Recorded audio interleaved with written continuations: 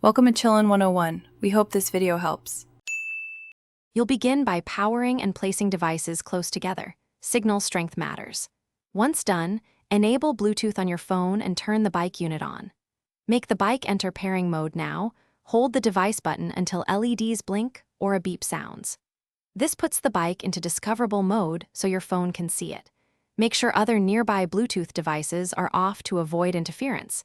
This reduces failed pair attempts and speeds discovery. Proceed immediately to your phone's Bluetooth list.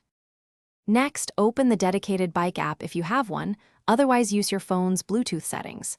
You'll see the bike device name appear, tap it to pair. If a PIN or confirmation prompt appears, accept or enter the code shown. This authenticates the connection.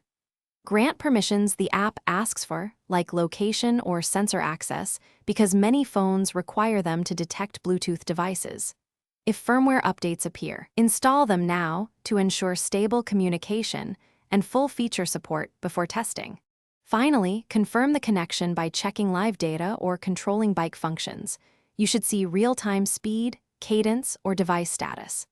Calibrate sensors per the app instructions so readings are accurate, and save the paired device in the app for automatic reconnection. If something goes wrong, try the key troubleshooting step.